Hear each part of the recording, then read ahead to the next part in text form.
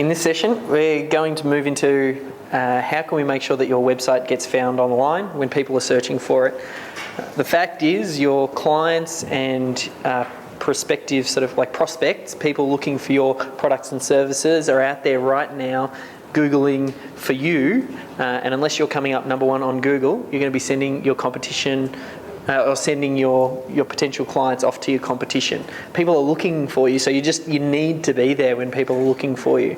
So that's really what it's about. I think now more than ever, like, the Yellow Pages is dead. I don't think anyone picks up the Yellow Pages anymore when they're looking for products and services to go, I need to find a local carpenter or builder or whatever it is. They're all going to Google. In fact, occasionally we like to have a little bit of fun at the office, and we thought we'd go down onto the streets of Melbourne and find out how people find products and services when they're looking for it. So I thought I'd show you this because it's a great illustration as to why you need to know this stuff. So I'll just jump over here. So this is a YouTube video that we put up that got 14,000 views so far. It's doing pretty well.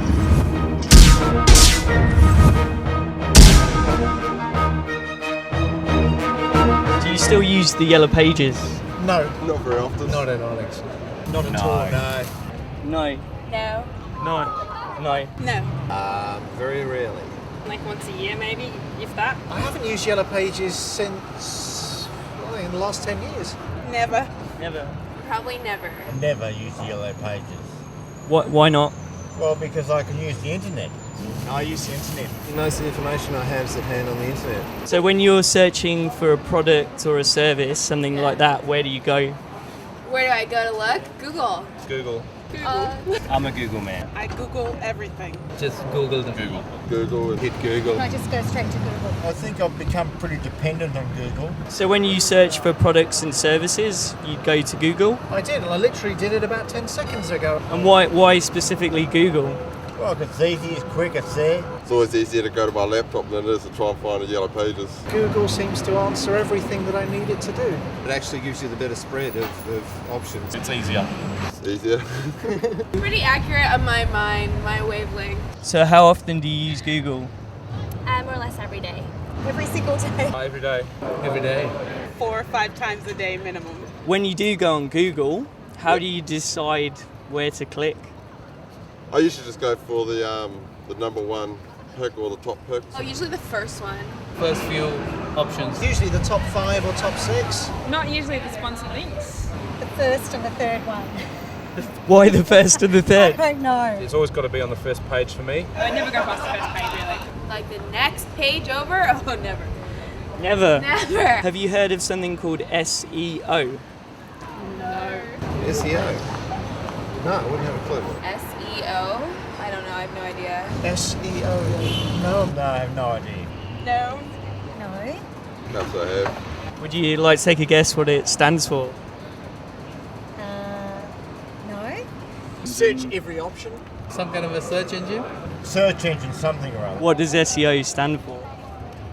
Search engine operations. Oh my, oh. Office?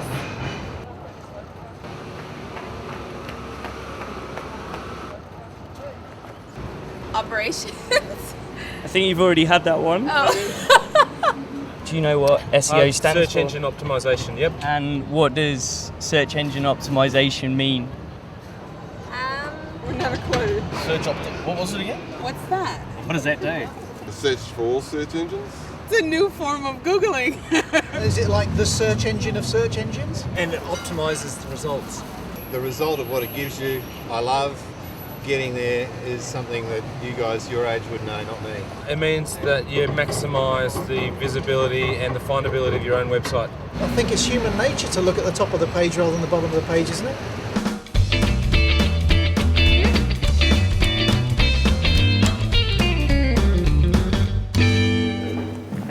That was sort of the brainchild of a couple of guys in the office, and that actually worked phenomenally well for us from a marketing point of view. I think you saw on underneath the video. So far it's been viewed almost 15,000 times.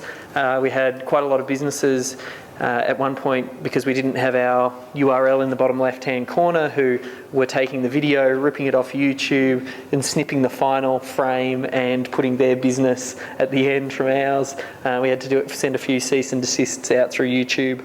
For us, it was fantastic. We coupled it with a press release as well and got us some really good exposure. The reason I show you that, it's just this idea of it bringing smart marketing into what it is that you're doing. And I mean, that was a perfect fit for us. You'd be able to do something like that in your business as well. It might take you a few goes to execute it as well, but I mean, you get a few of those lined up. And from a positioning point of view, like, I mean, we just become the market leaders because we're out there creating bits of marketing like that. So what I wanted to go through in this session is tell you how Google works, explain the whole concept to you, then break it down as to what it is that you need to do to make sure that you get your website coming up. You're in the fortunate position with a lot of your businesses obviously being locally in Toowoomba. I don't know how many other businesses are out there doing hardcore SEO, which makes it a great opportunity for you, very low-hanging fruit to get some quick and easy rankings and potentially take all of that business away from your competition. And as you saw, it's what everybody's doing. They're using the web to find those products and services. So let's understand the way that Google works. So the first thing is, it's really just one big popularity contest. The way that Google's algorithm was actually created, it's based on this idea of the way that research reports gain weight within a community.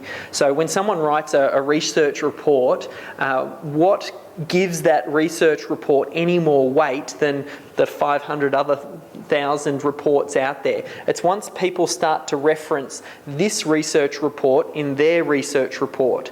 So it's like when someone's, they might be doing a research report on something to do with the body, since that seems to be the theme for today, fitness or something like that. They might say, as seen in studies also done by XYZ, and they might refer to someone else's study. Once that study starts to get referenced a few times, that study now is considered more important because everybody else is using it as a benchmark and saying, oh, just as this person discovered, and that's what gives it weight. So that's the way that Google search engine algorithm, that's the way that the common or the core, at the core of the way that the algorithm works. So we need to find out ways that we can make sure that we get other people referencing our research report, just replace that term with website, referencing our website on their website. And that's how your website will gain popularity and start to move up in the search engines. Now, as I talked about, it's one big popularity contest. So let's say that I wanted to become more popular. I could go out on the streets and go, I'm awesome, I'm the best person in the world, look at me, blah, blah, blah, blah, blah, and I'd just be some crazy fool. To actually gain popularity, it's when I get other people to start to go, oh, Dave is cool. Now there's different types of people that could say I'm cool. I could get, old man Joe there down the road who no one knows from a bar of soap and lives in a shack at the end of Toowoomba, in some little shanty, and he can go, yeah, Dave's cool, or maybe replace that with a photo of my mum. My mum will say I'm cool, but she's probably a little bit biased because she's my mum.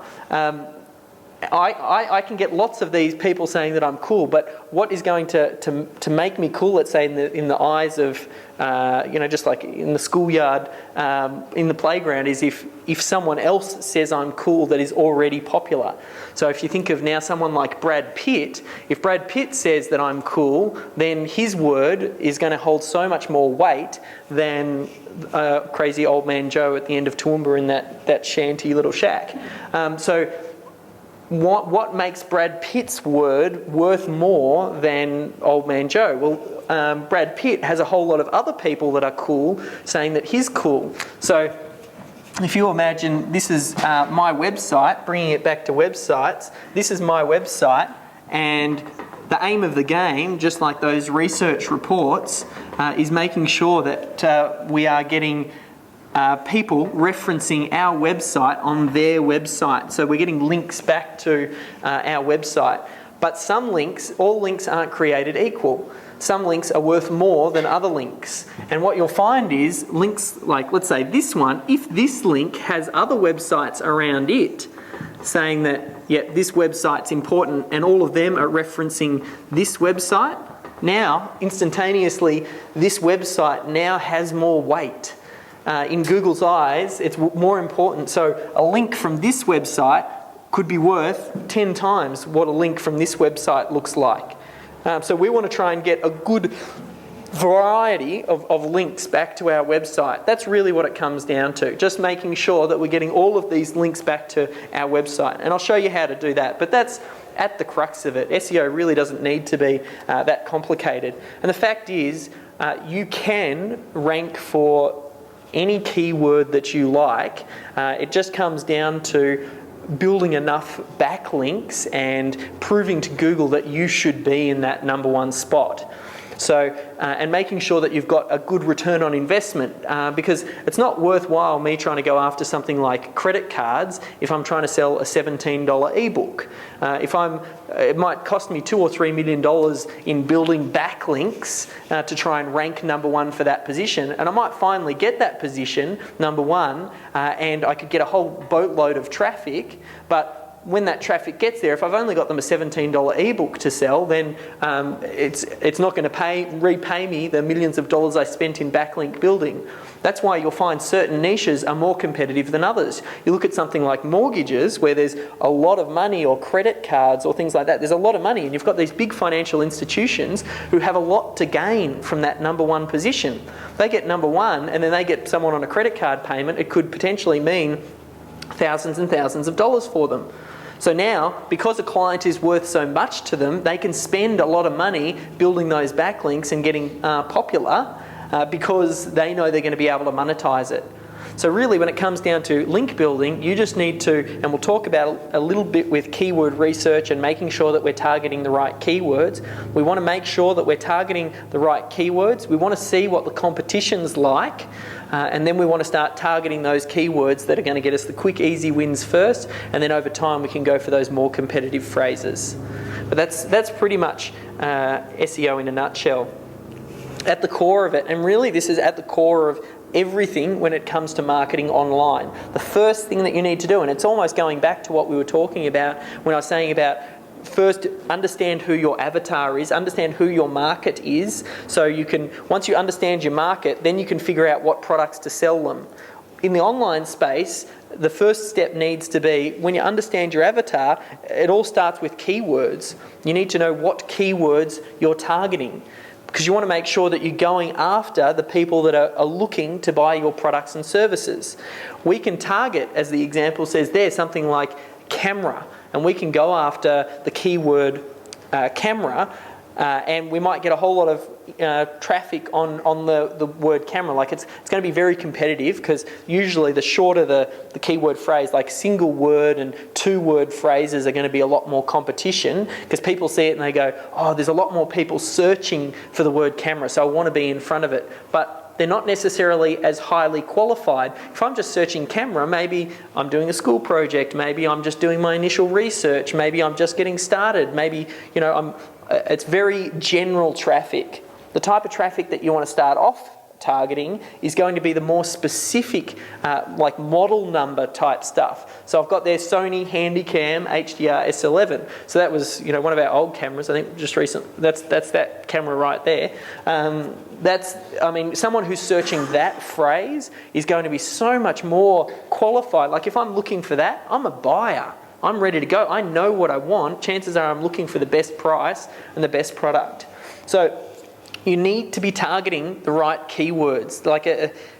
You need to make sure as well. It's like shooting fish in a barrel. If you don't have the right fish there, maybe that's not the best analogy, but the idea, you just need to make sure that you're targeting the right people. Otherwise, you're not going to get the result that you want. You want a hungry crowd who's ready to buy your stuff. You don't want just browsers who are just sort of getting started. Now, similarly, on the local space, this is when you want to start to introduce geographic terms. And this is where we started to absolutely kill it for local businesses. In the stock market niche, and I'll show you some of the rankings and things that we've got for some of the more competitive phrases at the end of this presentation, but for the geographic terms, you can rank quite easily because the competition just isn't there and they're ready to buy. So do I want to go for dentist or South Yarra dentist or dentist Toowoomba? They're the types of phrases you want. And initially, when we first started doing SEO for those clients, because we thought to ourselves, in the stock market space, you're dealing with keyword phrases that might get thousands of uniques every month for certain terms, and I thought that's what you needed to move and really make a difference in a business. But for local business, I mean, when we first got started, one of our early clients, I remember, was something like doubled or tripled his traffic, but he didn't have a huge amount of traffic to start with. We might have got him an extra 5 visits a day or something like that, and for him, we thought, maybe this is a little bit more, difficult than we thought. But for him, it actually ended up being, we were surprised. He was blown away. He was like, I'm getting 5 new, hot, ready, qualified leads that are, ready to go. And his phones just started to ring and ring and ring. And we only increased the traffic a little bit. But because we were targeting the right people, those people ended up picking up the phone and placing that order. So you need to get in the mind of the searcher. And this is the same for regardless of what content you're creating online, whether it's on YouTube, whether it's creating pages for your blog. It's all about getting into the mind of the user. What is it that they're searching just before they find you? That's another good one. Think about where they are in the buying cycle and what happens just before they find you, and you want to think about the keywords that they would be searching at that point, and that's where you want to meet them. You find out those set of keywords, and then we do put them on your website in the right places. We do some link building. Bob's your uncle. You'll start ranking. You'll get the traffic, and then your business will just go completely crazy. So for us, the way that I do it for a small to medium-sized business is, firstly, you want to identify what your top products and services are. So and I'll give you an example for one of the printing client. There's a couple of clients that I've chatted with and they don't mind me talking a little bit about their business. So that's typically why I'm focusing on a couple of those. But we'll find out what the most competitive phrase is for that particular business. So, let's say printing is a good example, or print broker, or flyer printing, or something like that. What are the real chunky keywords that are very competitive, that chances are it's going to take a little bit of effort to start ranking? How much effort do you think it'd take to try and rank number 1 for the keyword printing? It's going to be a little bit of work. So we start off with those most chunky ones, but then what we do is we just add on the geographic modifier of your area. So for us, obviously Melbourne, I'm going to start off with Melbourne first because, we've had a little bit of experience with this and we can go after some of the more competitive phrases, but then we start to go for the suburbs as well.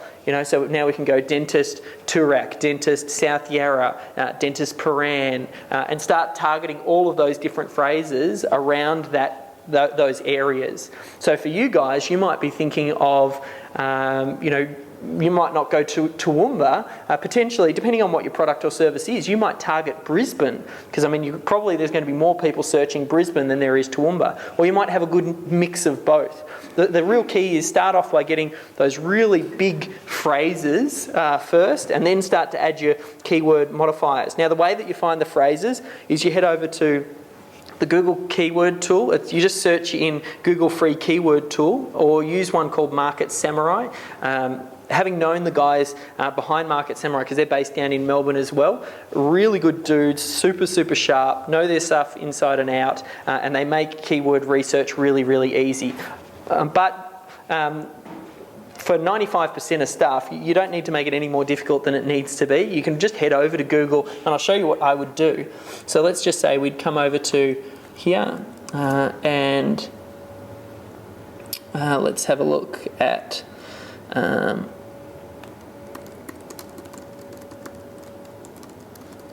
so just Google the Google free keyword tool, click on the first result, Now this is just related to AdWords, so if you're not familiar with AdWords, that's the paid advertising around the side. They give you this tool to help you find which keywords that you want to bid on. But let's just type in printing.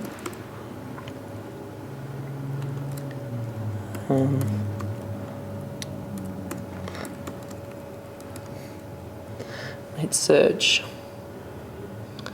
And you can start to see, so there's a whole lot of little categories here, and you can see how many monthly searches there are for those particular phrases.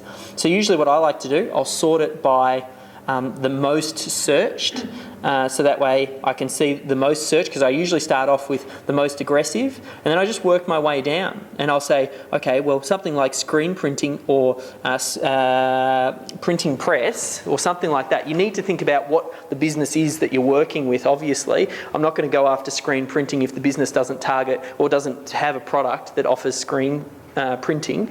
So find out what those big phrases are first, and then once you've done that, just add your geographic modifier on. So that's how you do keyword research for small and medium-sized business that is geographically located. So we give the example there, printing services Melbourne. So this guy offered printing services, so that was one of the first phrases that we went for his home page. And I usually like to go for phrases as well, and it's all done by design. I like to go for phrases where I can first rank for that less competitive phrase, and then I can go for the smaller version, then the smaller version. For example, printing services Melbourne, let's rank for printing services Melbourne first. Then once we get ranked for that one, we can still rank the same page for printing services. And then once we get printing services, then we rank for printing. So, that way we can keep chunking down, and we don't have to. I'll show you the way that we optimise these pages once you know what keywords that you're looking to target. Once you do that, though, we can use the same page to target the same keyword. Because usually there's a general rule, you don't target more than one keyword per page. So let's get that. You get all of those list of terms down first, and there's some examples. This is from the print management company, and we do this on a spreadsheet. So you just get out. We use Google Docs, and we'll do our keyword research. We found a whole bunch of keywords that we've identified up the top there. The ones that are up the top, they're usually the keywords that we end up optimising for what we call first tier pages, like anything that is one click away from the home page. So the home page, we go for the most aggressive phrase. We'll go after, if we could wave that magic wand, we probably want to rank for printing. So we'll optimise the page for Melbourne printing services. That'll go for the home page, and that way we can slowly chunk it down. Then for the first tier, anything one click away from the home page, that'll be the second series of keywords that you've got listed there. Underneath primary, the ones that are highlighted green. And then underneath that, my other keyword research, I've identified all of these other keywords. Now, where do those keywords end up? They'll ultimately end up in things like blog posts. As we're building content over time and adding content, we've got a keyword list. When we're making a series of YouTube videos, we'll make sure that those keywords are in the right places when we upload to YouTube and that type of thing. So that's the real thing that you need to do. Firstly is think about business, or think about your target market. What is it that they're going to be searching for, and what is it that the client is offering? Use the Google free keyword tool. Pick out the most competitive products and services. Then once you do that, add geographic modifiers on. Then we start to do what's called on-page optimization. So some people can spend a lifetime studying SEO and getting those little minor intricate details. I'm going to give you the 80%, the most important 80%. I'll give you the 80% that you need. You can spend that extra time to learn that extra 20%, but it's only when you're operating in really sophisticated markets. Really, what you need is to understand on-page optimization and off-page optimization. So on-page optimization, once you pick your keyword, it's making sure that the keyword is on the right places. So let's look back to here, and we've got our website. Let's say underneath here, I'm just going to do, these are just separate pages underneath your site. So this might be your testimonials page, this might be your contact page, this might be your services page, this might be, you know, whatever. They're all those different pages. And then maybe the last one here I'll put as my blog. So the last one, you can see it's got a whole lot of sub-pages underneath where there's the articles. So we take our keyword and we need to put the keyword on each of these pages. So Google needs to know when it comes to our website, it needs to go, oh, this page is about XYZ. This page is about printing services Melbourne. This is where a lot of businesses go wrong when it comes to SEO, and we did a little bit of an analysis of some of the websites, and as I said, if we've got time at the end we'll have a look. But one of the big mistakes that you guys are doing is you're having the same title tag on every single page. So you've every page, title tag is the title of the page. Like on every page, it might say, you know, whatever the business is. So it might be, I'll just pick on Willow's again, but I'm sure Danny did it right. It might just say, you know, Willow's Sports Gym, Willow Sports Gym on every single page. So what you should be doing is targeting for those keywords, because Google needs to land on a page and analyze it. It'll have its little robot and it'll look at the page and it'll want to know what that page is about. So to do that, we do on-page optimization. Now, here are the rules of thumb. Don't need to make it any more complicated than it needs to be. It's just know what the keyword is and put the keyword in the right place and do it once. Like, this is not something that you have to keep updating. So if you're not necessarily techie, what I would probably do with this, I'm going to give you guys the recordings of this. So pass this session to your web guy or whoever's looking after your website and go, watch this and set up my on-page optimization. This is how you get found online.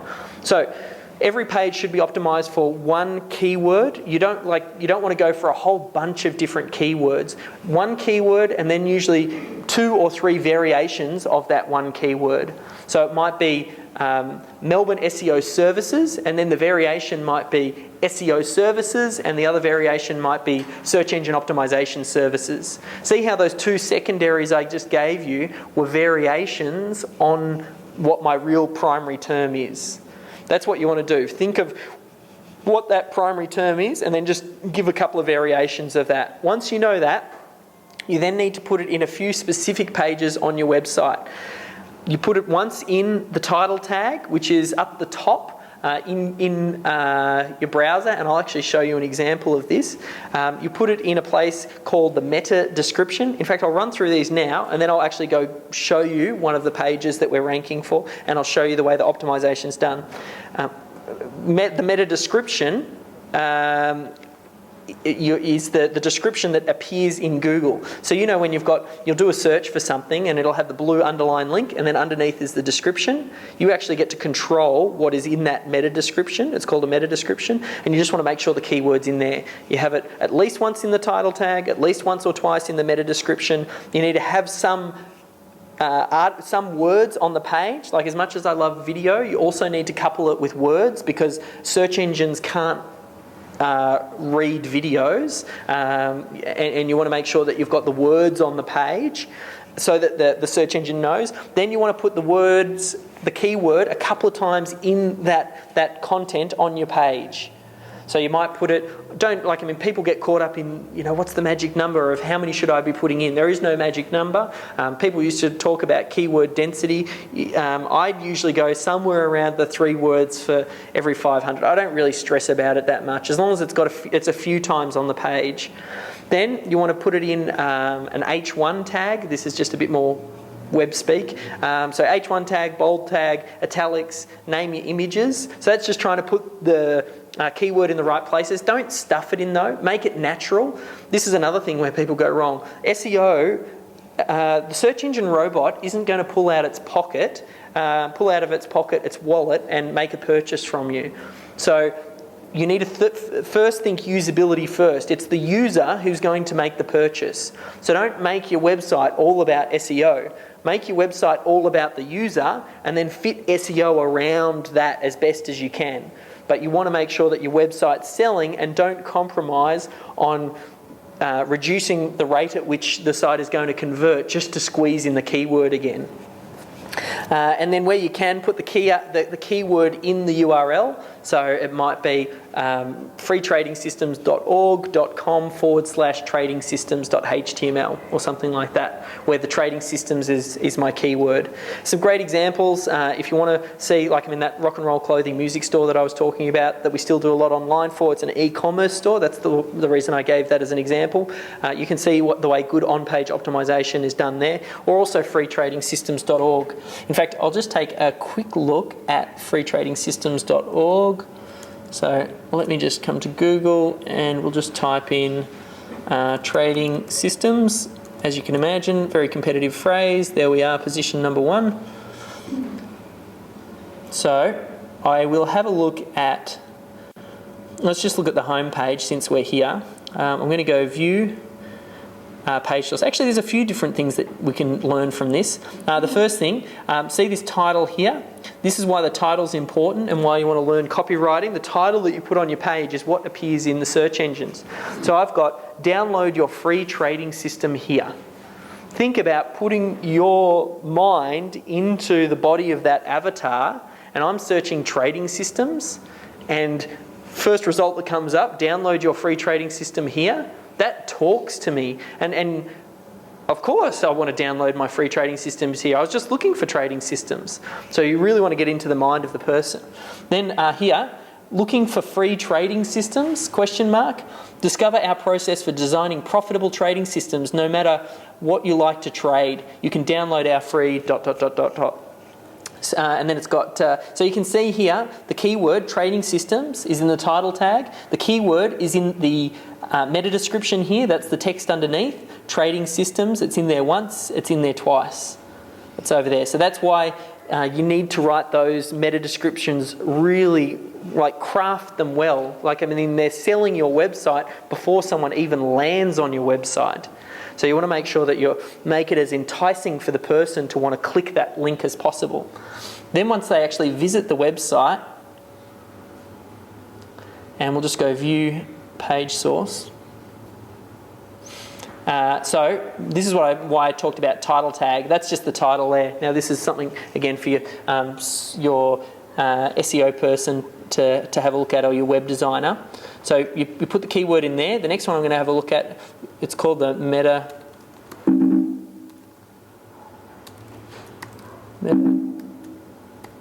Just turn that down.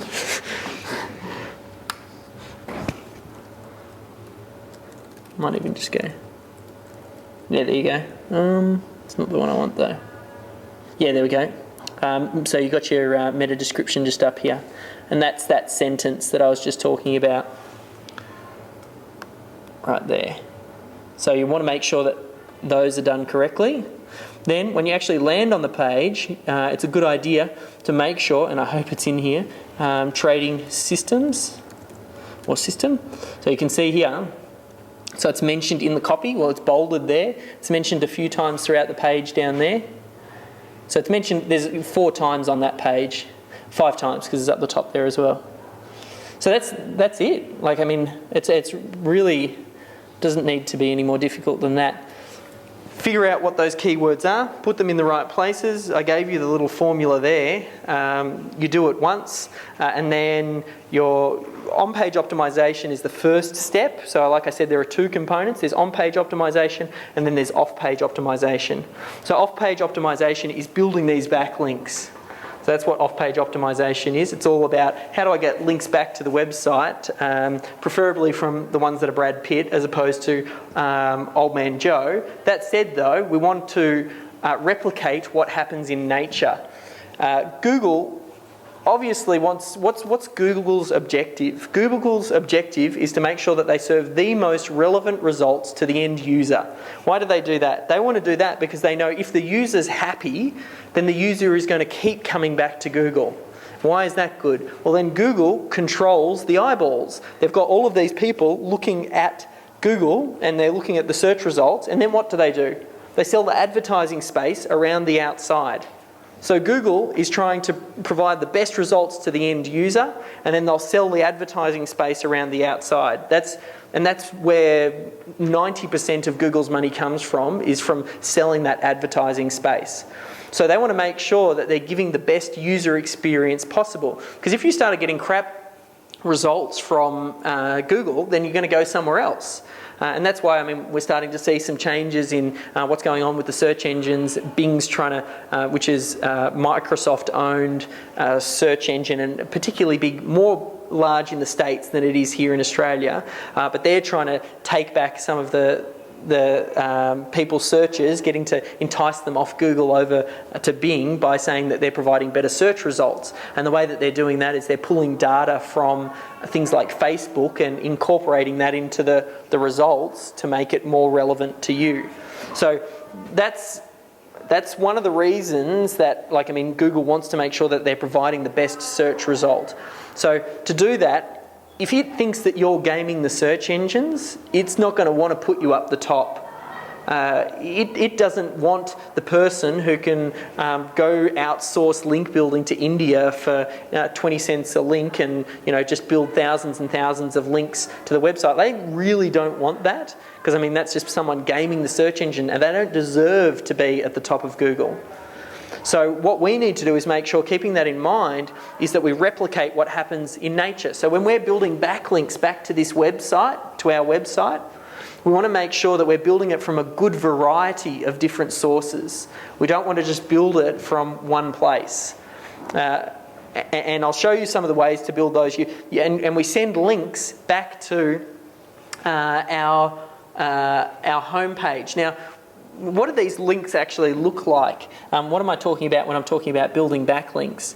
It's pretty simple. Let's go to another one of my websites. So Metaformula. In fact, let's Google it just because it probably makes me look a little bit better. I'll just go Metastock formula, which is a pretty big term for me, obviously, because that's what we do for that charting package. There we are, number one. So we'll just click that. And from here, I just want to navigate to Metastock links. And you can see here, so Ultimate Trading Systems. I'm linking back to my website, Ultimate Trading Systems, because I'm also, or Free Trading Systems, there it is right there. Free Trading Systems, I'm linking back to it with the anchor text. See the text that's blue and underlined? That is, has the keyword trading systems in it. And that's the keyword that I'm trying to rank for. That's what it all comes down to when you're sending backlinks. We tell Google what this page is about by doing our on-page optimization. And then we build a whole bunch of backlinks back to our website, to these pages, with the same keyword in that anchor text. And that's the secret, just building those backlinks in that fashion. So the important thing that you need to do, though, is make sure that we send backlinks, because it needs to look like it replicates to what happens in nature. We send backlinks to the home page, and we send backlinks back to these deep pages as well, because it's not natural to have all of the links going to the home page. People link to the pages that are most relevant. What else isn't natural? It's not natural to have all of your backlinks saying trading systems. That's unnatural. So you want to make sure you do mix it up. The majority of your backlinks I want to build back to this website saying trading systems, but I also want to mix it up and make sure that I do free trading systems. I want to make sure that I link back to the website with the URL as the anchor text, like the actual www.freetradingsystems.org. You want to make sure that you do a whole variety of different things to get back to that site. And also, you want to build links over time. And this is why SEO is an ongoing campaign. It's not, you don't just do it once and then forget about it. Your on-page optimization you can do, you set up once and then you leave it. But the link building, to happen naturally, needs to grow over time. And I'll show you some of the ways that we build these backlinks. And again, coming back to your space, local business, you don't have to do a hell of a lot to start ranking for these, because the competition isn't there. If you want to go after real competitive spaces, I mean, you can check out the SEO method, and I'll show you the exact system that we use for ranking for terms like the SEO method. But I mean, you just do 1/10 of the SEO method for local business and you'll start ranking. So how do we actually do it? How do we build these backlinks? So there's a few different ones. Firstly, you can check out directories. Directories, the reason I use directories, It's not so much about the quality of the backlink that you're getting back to your website. It's the fact that it's a very automated way to build a whole bunch of backlinks where you can have the URL as your anchor text. Because some of the other strategies I'm going to show you for building backlinks, you'll be building backlinks with the anchor text trading systems, but that's not natural. So we use directories to mix up the variety of the backlinks that we're getting. It's not that the directories give us amazing backlinks. Like they're more like Old Man Joe backlinks. Directories are tons of Old Man Joe backlinks. So, like, I mean, we might, submit to 300 different, like, I mean, this here, I might use a better pen. This here might be our 300 websites that we submit to using a service we call Directory Maximizer. And we're getting all of these low quality backlinks. Now, all of those, the sum total of them, might only be worth 5 Brad Pitt links. But, I mean, it's all about getting that link diversity. So, using a service, we use, it's called Directory Maximizer, or if you want, you can go through my affiliate link and I'll get a little bit of commission if you go to thedaveapproved.com/Directory Maximizer. And submit your website to at least 300 plus directories. Look for page PR1, page rank 1. These are just terminology when you get in there. You don't really need to know what it means. Just select the options I've given you and submit it out to the directories. Vary your links that you're sending back to your website. Like, I mean, you get an option to have different text and things like that. Just mix it up because it's all about variation, and then you can drip the submissions over time. So it's not natural to go to sleep one night with 0 links and then wake up the next day with 10,000 backlinks. There's an argument that could be made that yes, it is natural because you look at a press release or something like that, but for all intents and purposes, it's better to drip it out. It's just more safe, and you get that option through Directory Maximizer. So what are directories? If you think of something like, let me think of something like DMOZ. I'll give you an example of what a directory is, just so you know. DMOZ is one of the more well-known ones. And this is the way that the web used to work. Back in the day, I don't know if you've been on the web for ages, but if you remember, you'd go to something like Yahoo and the homepage would look something like this. And then you'd come in and you'd pick a category, I want to find out about news. So you'd click out on news. Okay, and then underneath that, we want to find out about the weather. So we'd click onto the weather. And then once we get to the weather, we want to know about hazards and extremes. Okay, and now see these websites under here? They're all listings. So this is a directory. This is the way the web used to work before Google came along and said, rather than me giving you all of these options and you have to navigate to what you want, how about you just tell us what it is that you want, and then we'll serve up only the relevant information to you. Like, I mean, compare that to the way that Google looks. You go there and it's just got the bar and you hit search. It's really smart because it only gives you what you're interested in. What's the point? Like, I mean, at the moment, I don't have any kids and I don't have any teenagers, so really that's irrelevant to me. So that's kind of the way that search engines have evolved. But these websites still exist and they create good linking opportunities.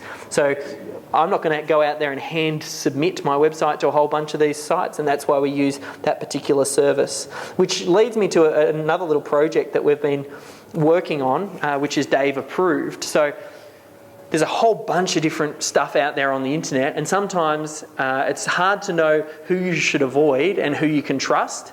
Like, I mean, there's so much crap out there. And particularly in the internet marketing space, like, I mean, and online marketing and that type of thing, because, I mean, it's all about making money, and some people will sell their souls to make money. So it's hard to know. So we set up a thing called Dave Approved, which basically lists all of the different products and services that we use. So if you've got a certain problem, like, hey, I need a shopping cart, or hey, I need to know an autoresponder system, or I need this, we're setting up Dave Approved as a place where you can go and go, okay, well, this is what Dave's using in his business. Of course, I need to earn your trust over time so you'll believe what it is that I'm saying, but once you've got that, you'll know it's a safe place to go. So directories is one. The next one we'll use is article directories. So article directories, and maybe we'll start over here now. Article directories, there are a few more well-known ones, like there's eZine articles and there's Go articles. And just recently, and this is more for the people who are in the space when it comes to SEO, there's been a whole update when it comes to, there's a new algorithm update called the Panda update, and they named the Panda update. Google does all of these little Google dance things where they'll change the algorithm slightly and it'll shake up all the search results and everybody goes crazy, you know, it's the end of the world as we know it. But that's happening all the time, and they've just had one recently called the Panda update, and it was named after a Google engineer, and basically what they're trying to do is they want to weed out some of the crap that's starting to come up in the search engines, because like I said, you can head over to India now, and since we know it's all about backlinks now, you might go over to India and you'll pay someone to, you know, pennies on the dollar to go out and build backlinks for you. Like, I mean, go to these countries where you know, they can outsource the labour very cheaply. And you've probably, if you've got websites, chances are you've probably had a couple of emails here and there where people say, you know, we can help get your website #1 on Google. Like, I mean, we get them all the time. And then it's all about building these low quality backlinks. So Google's obviously trying to combat that and thinking about, well, what can we do to make sure that we stay one step ahead of that? And they made this update, the Google Panda update. And what they did was they interviewed a series of people, like there's people like Matt Cutts, who's like a well-known Google engineer, a lot of different users, and asked them a whole series of questions about what websites do you trust? Like, what elements do you want to see on a website? Do you trust this website? Would you make a purchase on this website? Would you give your credit card details over on this website? And they did that to a whole bunch of different websites so they could get a cross-section of all of these different websites, ones that people thought, yep, it's a good website and I would do business on it, and other websites that, no, I wouldn't touch it with a 10-foot pole. So they have both of these websites now, and then what they did is they thought, okay, well, let's get our computer, and the maths is probably way over my head, but they got a computer using their computer intelligence to figure out what components were the same across the board. So what were the elements of all of the good websites, and what are the elements of all of the bad websites? And then let's try and create almost like an algorithm that gets smarter over time. So they keep on checking back with these people to find out what they like and what they don't like about the search engines, and then we just keep on getting this evolving search engine where they're looking for certain characteristics. And that's the most recent update. The reason I mention all of that is because eZine articles was one of the ones that was central to this whole debacle, this update when it came to this Google Panda update. And that website actually got hit pretty hard in the search engines, because what eZine articles is, and there's a whole lot of different article directories out there on the website, on the internet, they're just websites where users can submit articles to these websites. So you can go there, submit an article about your business, as long as it's unique content, they'll list it on their website, and then they'll give you one of those links back to your website. So, I mean, the whole aim of the game is getting links. So it's just another way to get links back to your website. But it actually ended up getting hit pretty bad. And a lot of people are like, oh, this is, you know, the end of traditional link building methods and all that type of stuff. But for me, it doesn't really matter that eZine articles gets hit or not. Like, I mean, the aim of my game isn't to get my eZine article ranked #1 on Google. Like, I mean, if it did, then fantastic. The aim of the game really is to get my website ranked on #1 on Google. So this one here. So it's still, these links are still worthwhile. So the more links that you can build, the better. So we use article directories like eZine articles, Go articles. Just start off, maybe you write 10 articles. And I mean, if you don't want to write articles, go interview that expert that I was talking about, the squash guy, and get it transcribed, and then that could get cut into articles. There's so many different ways that you can create content. You don't need to actually go out there and, you know, physically yourself have the articles written, or maybe you outsource it. And you get these articles posted on eZine articles, Go articles, and you send links back to your homepage, but also it's important to send links back to these deep pages as well. So just remember, when you're sending links, don't always just send it through to the homepage, but send it through to your deep pages as well. And then ongoing, it's a good idea to keep building links. This is what SEO is all about, and this is why the clients come to us and work with us over a long period of time, because we keep building links, we keep improving their rankings, and we keep going after new keywords. So you want to keep building those backlinks. Another method that you can use is blog comments. So if you have a look, and again, this is one of these things where I think people just go off on the wrong tangent. Some people don't like to build backlinks when the backlinks are from, and this is more technical speak, and I'll just say it anyway, when you're building backlinks with no follow links, it's a good idea to make sure that just build comments from anywhere. Don't get too stressed about that.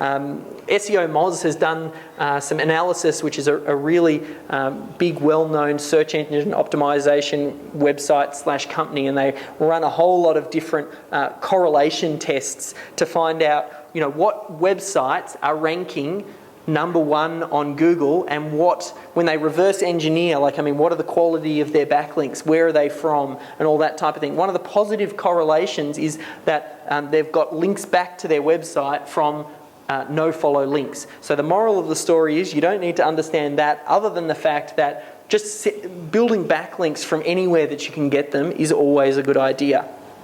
You can't go wrong. And after the Google Panda update and things like that, our websites haven't even really got shook. Some people are talking about traffic's down 30%, 50%, and we just haven't felt anything, because we're replicating what happens in nature. We're not just doing directories, we're not just doing articles, we're not just doing blog comments, we're building links from a variety of sources. So just go over to, and you can head over to Google and do a search for, in fact, it might even be it's on just on the bottom there. Just do a search for whatever your keyword is. So you might be looking for, if it's fitness or something like that, you could type in fitness-related keywords. Once the search comes up, on the left-hand side of the search, there's a little button that says blogs. Click the blogs button. It'll just list all of the blogs to do with that keyword. Visit the website and post a comment. So when you visit a website, oftentimes they'll have an article, and underneath that you can write your own little comment. That's what I'm talking about. And I'll show you an example. So let's say, just recently we had a bit of a debacle with YouTube where they banned my account, and I'll tell you a little bit more about that when we get to the video session. Okay, so we had, it was about 102 comments ended up coming through for this. A lot of people jumped up and said, I can't believe they banned your YouTube account. But here's a good example. So actually, Ryan's actually someone that does some work with us. He works with Melbourne SEO, but he's jumped on there. He's written a nice comment, but you can see he's linked his name. Now, you want to be careful. Some people will put in their keyword there. You know how I talked about building backlinks with your keyword back to your website? But for me, I feel it's a little bit spammy. Sometimes, I'll get someone who's made a comment on my website, first name Forex, last name Trader. And usually I'll ignore those ones, or I'll change it to what their actual signature is, so it's their real name. But you can link back to your website. You can see there he's linked it back to it's slightly out of shot, but it's back to Ryan T. Malone, which is his website. And there's other websites here. Grace, she's another one of our assistants, so she's linked something back to theirs. So you can tell clearly the people that work with me know what they're doing, because a lot of the other ones haven't actually got backlinks. But that's what I'm talking about when using backlinks. And actually, Danny mentioned in the car this morning and said, I hope you're going to mention about Google Alerts. You should definitely look at Google Alerts. It can be used for a whole variety of different things, everything from building backlinks to commenting on what's going on in the conversation. When we talk about joining the conversation on social media, things like Twitter and all that, you want to make sure when people start referencing you or your business or your industry, you want to make sure that you stay on the cutting edge of that. So you use something like Google Alerts, where you can set up keywords to monitor, and Google will email you when that phrase appears. So I have alerts for Melbourne SEO Services. I have alerts for davidjennings.com. David Jennings. I have alerts for anything where it's important to me that I know what's going on. So when anyone posts something over the web, if it's a comment about David Jennings and they're talking about the SEO method, I can join the conversation. Someone might have a question and say, hey, they might be on a forum somewhere, hey, I'm thinking about buying the SEO method or the outsourced profit machine. I haven't heard of this David Jennings before. Is he a good guy? And that might get posted on some obscure forum that I'm not a part of. I'll set up Google Alerts, and if it happens that some forums can be spidered, if Google finds that, it'll send me an email, and then I can get that, visit the link, and then I can join in and say, oh, you don't know me? Well, I'm here to help. Why don't you go check out the About Us page, check out the testimonials page. If you've got any questions, I'm here to help. I'm happy to jump onto Skype for you. That's where it's at. When the person, that is amazing customer service. And that's why people are loving things like Twitter and things like that.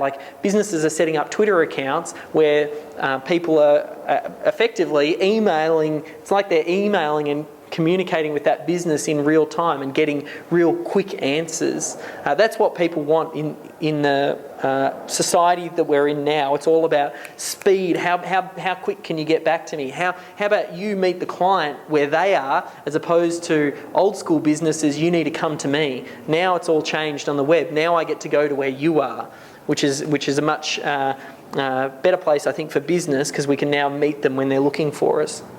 So using blog comments to build these backlinks. So I talked about 15 of those, and keep building them as well. And it's a good idea. You're engaging in the community. You find topics that people are talking about. That'll give you ideas for content to write on your blog. That's another benefit for Google Alerts. It can give you ideas. If you get stuck you've just created a big long keyword list that I talked about. Now we want to create pages around those that'll get posted on your blog. So you can use Google Alerts to give you ideas as to what's going on. And that's really what market leadership is all about. And I'll talk about that in one of the other sessions, the social media session. This idea of market leadership. You want to be the market leader because people will pay you more money when you're the market leader. They will line up to do business with you. There's a level of, they're already pre-sold. So anything that we can do to position you as the expert in your niche, you want to make yourself the go-to guy or girl, and that's going to get you the lion's share of the business. And then the last one I'm going to talk about, I tried to, because like I said, you can go in super deep with SEO, and there's 50 million different ways to build links. I wanted to just give you 3 or 4 methods that chances are if you just do those, you're going to be fine. This last one is working quite well at the moment. I'm curious to know how long it's going to last because it's a little too easy at the moment. You should be okay as long as you don't rely just on this method. It's important that you build links from a variety of different sources so it looks natural, but you can use a thing called blog networks. And basically what they are is they're a collection of blogs where someone puts together a collective where they say submit your blog into this service. So there might be thousands of people all around the world with their own blogs, and they submit their blog into this service so that way they can receive articles from this particular service. And you can pay a membership fee where you can gain access to this blog network and effectively post an article into this blog network, and then they'll post it off to all of these other different blogs out there. And that's a great way to get fantastic distribution. So blog networks, one of the more well-known ones, and know the guys really, really well, the guys behind it. It's really important when you know about blog networks to make sure that you're dealing with someone who knows what it is that they're doing, because again, we want to make sure that it looks natural. If you get an amateur who has a huge blog network that's all owned by the same person, it's all hosted on the same hosting account, that doesn't look very natural to Google.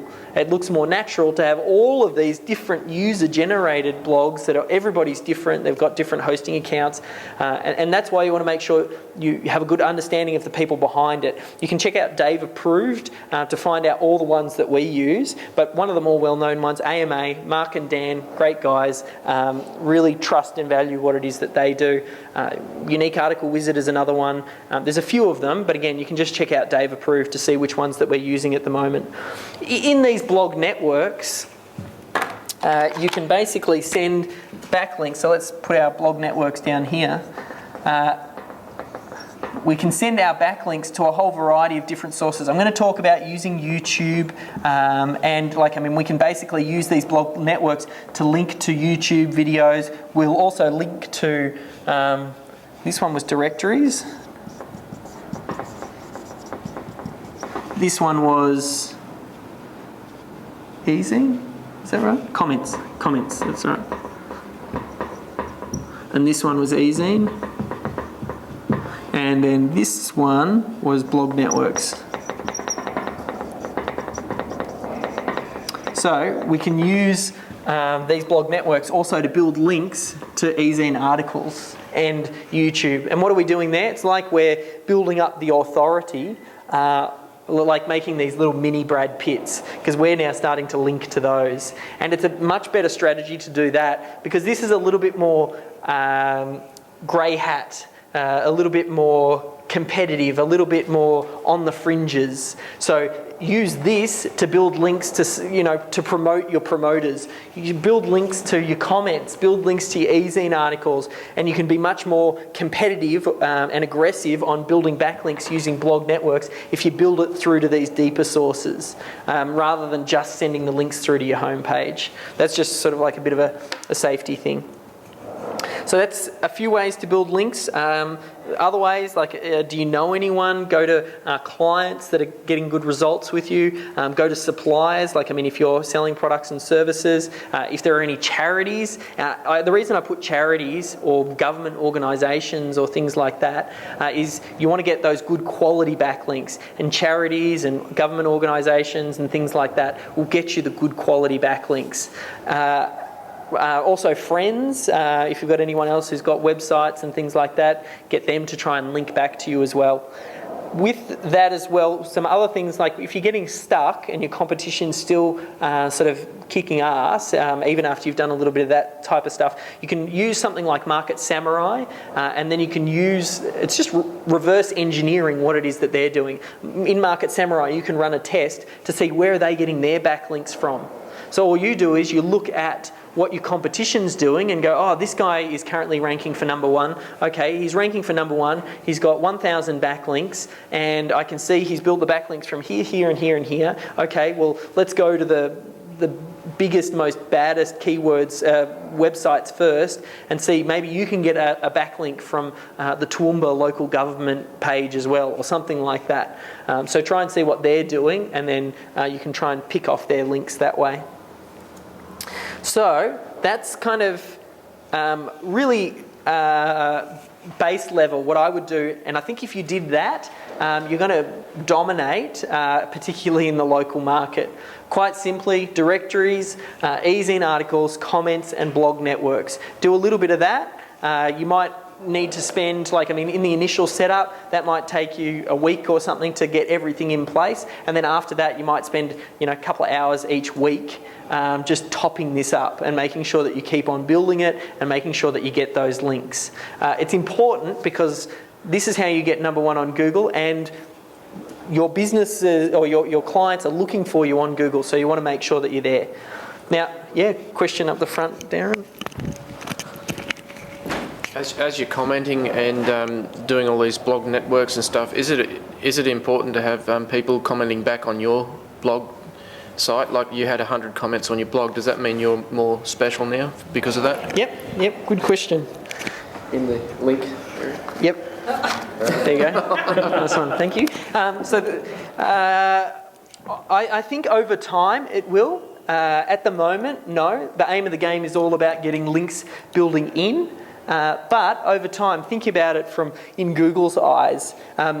If you're getting lots of comments and people are engaging and all that type of thing, in Google's eyes, that would mean that you're more of an authority, you're more popular. So I think over time that will become more and more of an indicator, particularly with the way Google just recently, they clearly know that Facebook is currently a huge competitor for them, and Facebook's getting more traffic on a daily basis now than Google does. It's a different type of traffic, because usually when you go to Facebook, it's about engaging in community, whereas YouTube is about, I have a problem, Google is about, I have a problem that I'm looking to solve. But Facebook and Google are now going head to head. Google knows that they're a big competitor, and they've just come out literally in the last couple of weeks and launched their Google Plus, which is their shot at trying to take Facebook down. They've kind of come out with their own little social networking website, and I think that is a clear sign that Google knows that social is where it's at. And I think we're already starting to see more social indicators coming into the algorithms and influencing search. So when someone tweets about you and retweets, that will become important. I think, what your friends are saying about particular products and services and how many people like pages. Facebook came out with their like button, and that's getting incorporated over into Bing. Google and Facebook head-to-head arch nemesis, so Facebook just didn't want to hand over the data, but they've gone over to Google's biggest competitor and done a deal with them instead. So I think we're going to see more and more of those things, but at the moment not so much. Another question up the front here. I don't know if you're going to cover this elsewhere, but and it's not so much about building links, but regularity of content, because local businesses often tend to just put up a couple of pages and leave it. Do you think that putting up regular content is more of a ranking factor now, or isn't past? I think as far as adding that regular content, I can show you, when we made the decision and we shifted away from the stock market niche, I haven't changed that Meta formula website probably in about 3 years now. I've made very little changes, and the rankings still hold very, very strong. So I don't think it's a requirement that you add fresh content. I think that's a little bit of a myth. A lot of people think that you have to add fresh content to your website to have it ranking. That said, though, building more pages is always a good idea. In the search engines, they say every new page that you have is another ticket in the search engine lottery. Because if you imagine every page that we're creating, we're optimizing for a new keyword. So the more pages that we have, the more chance we've got for coming up for keywords. So it's always a good idea to keep building as much content as you can. Big sites always win out in the search engines. So the bigger your site, the better. So the more that you can keep adding pages, the better off you're going to be. And that's particularly why e-commerce websites do so well. I think Planet 13 is one of my most trafficked websites, but we have probably, 3,000-4,000 products on there, and every product has its own page. So it does particularly well in the search engines because we've got a lot of pages on it. So more pages is better. If you get really stuck and you want to take it to the next level as far as how competitive space you're in, this is a little map. We've talked a little bit on the left about directories and e-zine articles, and we also talked about what else? Blog networks. There are a whole bunch of other different methods that we use, all covered in that. That's what the SEO method was. I pretty much am cramming a day's worth of content into an hour. That's kind of what I've just given you there. But I've given you more than enough. You don't need the SEO method unless you want a real system to follow. Talking about systems to follow, you want to make sure that you try and document stuff as best as you can. So this is just a screenshot that's quite small of a spreadsheet that we use. And it's on Google Docs, but it basically logs, here are all of our different pages on our website. Here are the keywords that we're going after for that website. Whenever we write an e-zine article, we list that e-zine article on this spreadsheet. Where's the URL? What's the keyword we're going after? Whenever we upload a video to YouTube, we'll list the YouTube video on here. So basically all of my assistants now, when we're building backlinks, when we're writing articles for e-zine articles and doing blog network submissions, they go to that spreadsheet and they can copy out what is the URL that we're trying to rank for this keyword, and then they can embed it in to the right pages. Like, I mean, this is kind of like next level stuff. I just wanted to give that to you to kind of show you, depending on if you're going into competitive spaces, what you're going up against when you're going up against professional SEO companies. Like, I mean, this is, you know, more of that sort of next level stuff, but you probably won't need to do that at the moment. Okay, so just in the final wrap-up for this session, we'll just give you some of those action plans. Just make sure that you select your keywords, make sure that you optimise your pages. You only have to do that once, and then you want to build links to the pages that you want to have ranked. Really simple stuff. Build links to the pages that you want to have ranked, and build it with the right anchor text as well. And then, once I said, just keep building more pages, keep building more links. That is SEO. A lot of people, like I said, you can get very caught up in a whole bunch of different things, but I gave you the 80% there that is probably going to make you dominate on any of your local geographic terms, and even some of the more competitive stuff as well. If you want to find out some of the more like tools and systems that we use to automate the process, you can check out daveapproved.com. Or if you've got a business and you just want to leave it to someone else, you can check out Melbourne SEO Services, and we obviously have the service that does that. That's what that course is right there, the SEO method, which sort of goes through everything. That was one of the first workshops that we ran. And everything that you're learning here, I want you to take away, I want to lead by example. You look at my business, particularly this is version 2, because you saw the way that I built the trading business, and now we're building Melbourne SEO, and it's only a couple of years old, and see the way that I'm doing this. And creating information product like the SEO method is all about documenting my internal processes. If you remember right at the start of the day, which almost feels like, you know, a world ago now, and it's only been, you know, a couple of hours, but the process I had was first generate cash flow, then you want to automate your internal core processes, and then you can kind of start to look at creating those automated cash flows. So the automating your core is all about taking whatever those core processes are, documenting it, and then having some training so someone else can do it. So why did I run that workshop? I ran that workshop so that my team knows exactly how to build and optimize websites using our step-by-step process. So now when a new team member comes on board and we hire someone, rather than me spending a day training them, I just say, go watch the SEO method. That'll teach you everything. And then I just start answering questions after that. So for your business, thinking in terms of how can you systematize things, how can you record anything that you have to do on a frequent basis, how can you record and document that so that you don't have to just keep on doing it. You don't want to keep doing the same thing over and over and over, anything that you can do to automate. So that was the way that we used the SEO method. I thought briefly, I'll just show you as well, and then we'll have some questions for that session. Like, what have we got here? Actually, that might be for the next session. Yeah, so like, I mean, some of the different phrases, like, I mean, for us, Melbourne SEO is an important one for us. So we're at the top of the organics for that one. I mean, granted, I mean, if you've got the keyword in the URL, it makes it a little bit easier. So that's another little strategy. Like, there was a reason we called our company Melbourne SEO Services, but we even started popping up for things like SEO services now, and some of the other ones as well. Like trading systems, another very competitive phrase, which I showed you before.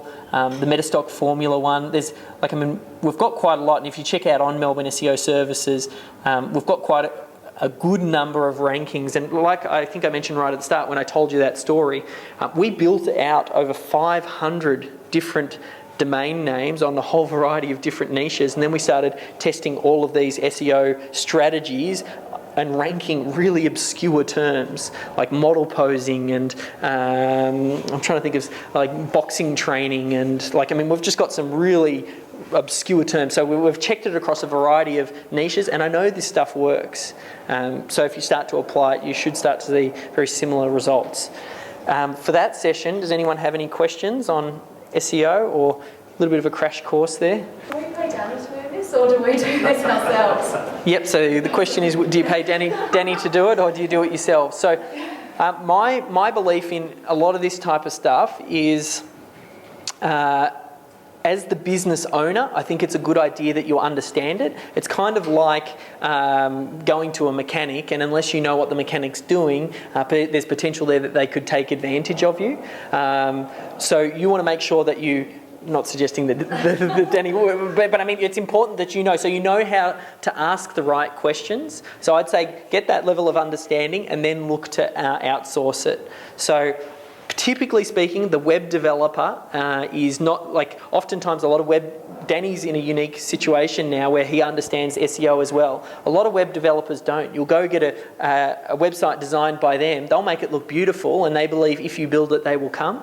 But it's not the field of dreams online. You don't just build a website and people start rocking up to it. You need to build it and then start doing SEO to it, and then they'll come. So often it's two different functions. Usually the person builds it, and then that's why a lot of people employ services of search engine optimization companies, or they learn it themselves, or you look for a web designer who knows those things and starts to incorporate it in. I think it's the future though. You're already starting to see a lot of web designers now. They're waking up finally and they're going, I need to know this stuff because their clients are asking for it.